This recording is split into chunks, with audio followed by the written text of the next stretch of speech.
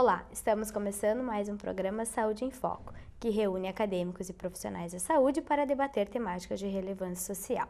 O programa Saúde em Foco é uma iniciativa do PRO e PED Saúde da Unifra. E hoje, para conversarmos a respeito da temática Saúde da Criança, porém hoje direcionado a distúrbios e transtornos alimentares, contamos com a presença, então, da enfermeira Ana Lu Pezerico e a acadêmica de nutrição Jéssica Papalia. Tudo bem? Tudo. Hoje, então, para começarmos a introduzir o nosso assunto, teriam como vocês escreverem o que vem a ser esses distúrbios alimentares na saúde da criança? Bom, então, primeiramente, distúrbios alimentares e transtornos alimentares em gênero é a mesma coisa, que são doenças psiquiátricas, então, com graves alterações do comportamento alimentar e que afetam principalmente adolescentes. Porém, ultimamente, a gente tem se observado que também tem afetado crianças e adultos jovens também. Geralmente é da raça branca e do sexo feminino, porém também se observa nos estudos, nos atuais estudos, que o sexo masculino também está sendo comprometido pelos transtornos alimentares e pessoas da raça negra também têm aumentado nos estudos. E entre eles a gente pode ter também a bulimia, né? E a anorexia. Que a anorexia é quando a pessoa ela se olha no espelho e ela enxerga outra coisa. Ela se enxerga acima do peso, ela não se aceita como ela é. Então ela faz de tudo para chegar ao peso desejado. Isso pode levar à desnutrição grave, né? E pode levar até à morte. E a gente tem também a bulimia, que é quando a pessoa também não está satisfeita com o seu corpo, então ela começa a comer e sempre depois, quando ela come, ela vomita. Ela coloca para fora. Então é como se fosse uma culpa. Ela sente culpa de comer. Então o que ela faz? Ela acaba vomitando, colocando para fora. E isso vai agravando. Às vezes a pessoa nem sente mais aquela sensibilidade, né? De vomitar, então ela acaba utilizando de artifícios muito piores, assim, para que isso venha acontecer. A gente observa, então, que a intenção desses transtornos é perder peso, né? Controlar, então, manter o corpo com a aparência física magra, né? Foca mais a estética, né? O intuito não é só perder peso, né? Mas também mudar a forma corporal, né? A pessoa quer se ver magra, né? Porque ela está se vendo gorda. Então, esse é o intuito desses transtornos alimentares, né? Com certeza. E a mídia, né, influencia muito. A moda hoje em dia, o padrão da moda hoje em dia é um padrão, assim, horrível. Não é o padrão saudável, né? Então, é uma televisão, assim, a mídia, ela influencia muito nesses transtornos para piorarem, né? Hoje você fala muito na questão do perfil que a sociedade impõe, né? Verdade. Tanto a mídia quanto a moda, tanto a questão de propaganda, publicidade, quanto os Muitos. alimentos. Vocês acreditam que isso venha a influenciar na vida saudável de uma criança? Com certeza, com certeza. Ainda mais, hoje é mais fácil a gente ver uma criança comendo até na frente da televisão. Não tem aquele momento, família, onde senta na mesa, come com os pais. Então, ela sempre está envolvida com rádio. Ainda mais agora a internet está tão mais acessível quanto era antigamente, né? A anorexia nervosa, a primeira vez que esse termo foi utilizado foi em 1667, né? Então, a gente observa que nessa década, né, não tinha influência da mídia como tem atualmente. Mas acredito sim que a mídia interfere nesse comportamento, porque o padrão, né, de beleza hoje, o estereótipo é um perfil magro de mulher, né? Então, acaba influenciando sim. A gente sabe também que tem a etiologia, né, a origem desses transtornos, elas podem ser desde fatores sociais, fatores ambientais, biológicos, genéticos e até mesmo questões familiares, né, podem gerar esses transtornos, como perda de algum familiar, a perda do namorado ou altos níveis de estresse também podem desencadear esses transtornos, né? Como tu estava falando antes, Ana, retomando um pouquinho, a questão da anorexia e da bulimia, ela se tornou agora em âmbito nas crianças, né, que acabam envolvendo toda essa faixa etária que antes não era tão visível assim. Vocês teriam como me pontuar que sinais e sintomas que poderiam servir como alerta para os pais, caso uma criança começasse a desenvolver para procurar ajuda, enfim? A anorexia, então, nervosa, faixa etária de incidência dela é dos 13 aos 17 anos. E a bulimia nervosa é a partir dos 20 anos de idade. Mas nos últimos estudos recentes mostram que está afetando crianças de 8 a 9 anos e também adultos jovens de 40 anos de idade. Então não é mais uma coisa que era só da adolescência. Então a gente tem que trabalhar então desde cedo com as crianças todas essas questões da mídia e da obesidade, dessa magreza, né, do intuito desenfreado de perder peso, o medo de se tornar obeso. Com certeza. Quanto aos sinais e sintomas, então, em âmbito geral, tanto da anorexia nervosa como da bulimia nervosa, a depressão é um fator que também é um fator de risco, a ansiedade. Quando o adolescente se torna, assim, muito irritado, uma certa irritabilidade também é preciso tomar um certo cuidado. Tristeza, isolamento social.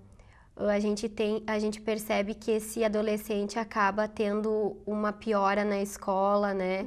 Compromete as questões do estudo também. Em âmbito geral, seria isso. Tem outros sinais e sintomas também, que nem a Jéssica estava falando, que o adolescente não senta mais para comer em família, né? Então, todas essas questões, ele acaba fazendo segredo, comendo em segredo, pulando as refeições. Pode-se observar também que os adolescentes começam a procurar dietas, se interessar por dietas. Muito. E até isso é bem importante falar, porque nós fizemos um estudo, uma análise de um artigo científico que pegou várias revistas, selecionaram várias revistas e foram analisar a adequação de nutrientes dessas dietas que está disponível na revista, que são revistas disponíveis a qualquer pessoa, que são muito baratas. E quase 100% delas, nenhuma estava adequada. Então, geralmente, que nem a Liana Lu estava falando, né, da faixa etária, que hoje em dia está afetando mais crianças, porque as crianças hoje em dia são mais precoces, né? Então, a gente vê que, na verdade, as revistas que a gente estudou, elas eram de fácil acesso para essas crianças e as dietas são totalmente irregulares, inadequadas, né, em questão de nutrientes, né? Então, muitas vezes eles seguem essa dieta para chegar ao padrão perfeito, né, da beleza, do corpo perfeito e, na verdade, estão se prejudicando, né? Só que isso são sinais que não aparecem de uma hora para outra, né? Demora para aparecer e daí aí é que é o problema. Geralmente, quando os pais acabam descobrindo, já está num estágio avançado, né, desse distúrbio. E daí precisa de acompanhamento psicológico, né, com a psicologia, que é muito importante nesses casos. É uma faixa etária onde os pais têm que começar a ficar bem atentos para qualquer sinais e sintomas que os filhos venham a demonstrar, né? Até porque hoje em dia a correria é tão grande, né?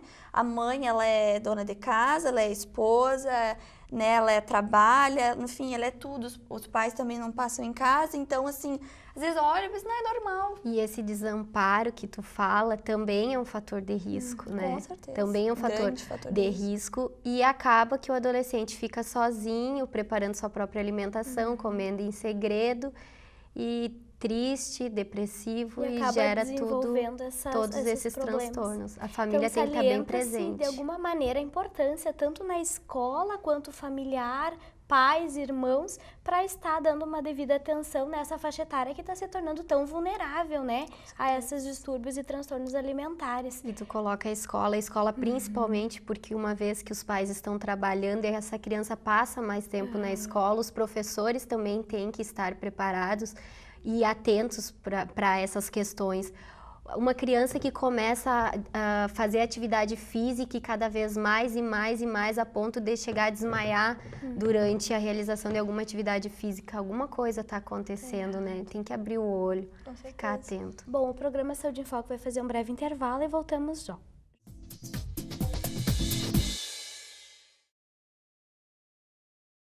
Pedrinho é uma criança especial, que enfrenta dificuldades diariamente. Para passar por tudo isso, conta com seus fiéis amiguinhos escudeiros, que o ajudam a vencer cada obstáculo. Sem eles, Pedrinho nunca conseguiria enfrentar o temível dragão, que impede que todos levem uma vida feliz no castelo. Para quem enfrenta um dragão por dia, uma mão amiga sempre é bem-vinda. Por isso, Pedrinho precisa da sua ajuda também. Contribua com a Escola Antônio Francisco Lisboa e transforme a vida de vários Pedrinhos. Eu vivo a noite do meu jeito. Se tem diversão, tô dentro. Eu gosto é do movimento, da vida, mas alcoolizada, eu não dirijo.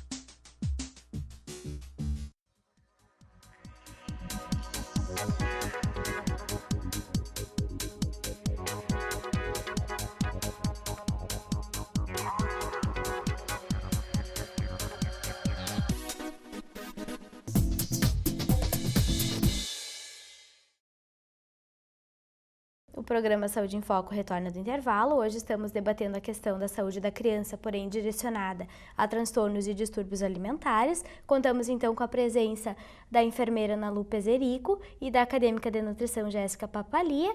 Como estávamos comentando a respeito dos distúrbios, a gente retoma então a questão da saúde da criança, onde a alimentação da criança ela inicia-se a partir do aleitamento materno exclusivo, né? Dessa maneira, o que vem a ser a denominada intolerância à lactose? A intolerância à lactose, ela acontece da seguinte forma. A amamentação exclusiva até os 6 meses. Depois disso, a criança começa a introduzir outros alimentos. Mas o que é importante ressaltar é que a amamentação ela pode ir até os 2 anos de idade, né? Depois disso, a criança pode, até antes, né, depois de 6 meses, ingerir produtos lácteos, né, de origem de leite de vaca, que a gente chama. Então, a intolerância à lactose é assim, a lactose é o açúcar que tem no leite. Então, assim, nosso organismo tem uma enzima chamada lactase. Essa lactase, ela quebra esse açúcar do leite, que é a lactose, para que ela seja digerida, tudo bonitinho. A intolerância é o seguinte, quando a criança, ela não tem ou não produz em quantidade suficiente para quebrar esse açúcar do leite. Então, essa lactose, ela passa pelo intestino delgado, ela chega no intestino grosso íntegra. Então, as bactérias do intestino grosso vão fermentar essa lactose. E um pouco é absorvida e o que não é, essa lactose começa a reter água. E pode dar diarreia, desconforto abdominal, pode dar vários problemas. Também outros sinais e sintomas, como a Jéssica estava colocando, são os gases, né, que são as flatulências, que o bebê não vai se sentir confortável, né, vai ter esse desconforto. Então, observar essas questões nos recém-nascidos, nas crianças que estão sendo amamentadas. Muitas vezes pode dar diarreia, pode dar constipação também, dependendo do indivíduo, da quantidade e da forma que consome essa lactose, né? Porque é como assim, ó, cada vez mais que a criança vai ingerindo um leite, né, leite de vaca, ou vai ingerindo outros produtos lácteos, essa lactose ela vai se acumulando no intestino, né, vai se acumulando cada vez mais, agravando o problema. E tem uma coisa também que eles confundem muito, que é a alergia à proteína do leite de vaca, que é bem diferente. Né? A lactose é uma coisa das enzimas que o nosso organismo produz. Que enzimas é o que quebra os alimentos em pequenininhos, assim, eles são pequenininhos para ser digeridos pelo organismo. E a alergia do leite de vaca é diferente, é algo no sistema imunológico da criança, onde o sistema imunológico não reconhece aquela proteína do leite de vaca. Então, acontece uma alergia ali. E, geralmente, acontece em crianças de 1 a 3 anos. Começa a aparecer essa alergia. Por quê? Porque da imaturidade do sistema imunológico, da imaturidade do intestino, né? Então, só que vai desaparecendo essa alergia, geralmente, depois dos 4 anos, dos 5 anos. Então, medidas que a gente pode prevenir isso seria retirar da alimentação da criança todo alimento que possui leite de vaca ou o soro do leite, né? Também, enfim, produtos gerais, lácteos, né?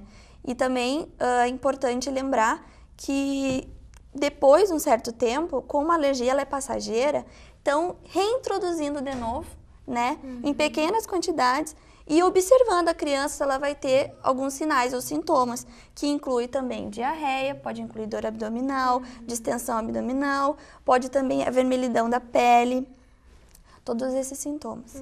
Por isso salienta-se a importância, então, do aleitamento materno e não a introdução logo em crianças antes de 6 meses do leite de vaca, né? Uma vez que o leite de vaca, estudos comprovam que ele tem uma propensão a causar alergias, o que difere da intolerância, né?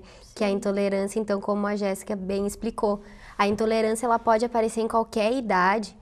E ela tem 3 tipos de intolerância à lactose, que é a congênita, onde o nenê nasce com essa deficiência da enzima lactase, que já é mais rara, né? Não é muito observada. A primária, que a gente observa que a pessoa não produz pouco ou não produz a enzima lactase, né? Então, esses indivíduos vão ser intolerantes à lactose. E a terciária, que é quando, devido a algum problema que esse indivíduo teve no intestino, alguma infecção, as doenças que acabam prejudicando, a doença de Crohn também, a doença celíaca, que é onde o indivíduo não pode consumir glúten, né? Que contém nos pães. Então, são doenças que também podem levar à intolerância. Por isso que é importante quando a criança ter algum episódio de diarreia, distensão abdominal, né? Levar ao médico para, então, através de exames laboratoriais, descobrir. E qual seria o próximo procedimento, no caso, depois dos exames laboratoriais, quando um pai descobre, no caso, que tem essa intolerância? No caso da alergia à proteína do leite de vaca, a gente tem fórmulas infantis à base de soja, que eles chamam de leite de soja, mas na verdade é extrato de soja. Hoje tem vários produtos à base de soja, né? Porque na verdade, quando a criança está nessa fase com essa alergia, ela tem que excluir da dieta dela tudo aquilo que vem do leite de vaca. E graças a Deus a gente tem esses produtos de origem, né? De soja. E no caso da intolerância à lactose, tem pessoas que têm muita intolerância à lactose, ou seja, elas não produzem nenhum tipo, não produzem enzima lactase, ou aquelas que produzem pouco, que nem a Ana falou.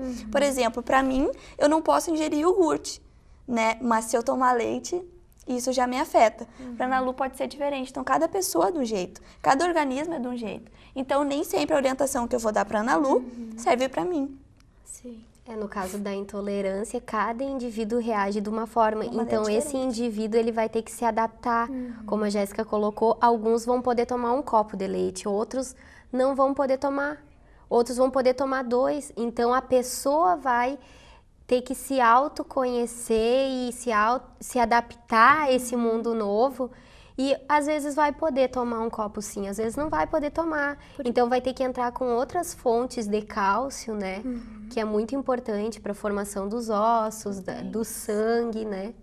Por isso que salienta-se então a necessidade de um pai, quando tenha o problema desenvolvido, algum sinal ou sintoma, procurar um profissional para que se adapte toda essa questão da alimentação para certas pessoas, que seja tratado de maneira individual, né? E não seguir para todos. Não seguir um padrão, né? Ai, meu filho teve isso. Ah, não, mas eu fui no fulano de tal e ele me receitou isso. Não, né? Tem que levar para o profissional da saúde, que cada pessoa é de um jeito diferente. Infelizmente, então, o nosso tempo acabou. Quero agradecer aos participantes, então, pela contribuição. O programa Saúde em Foco fica por aqui. Até a semana que vem.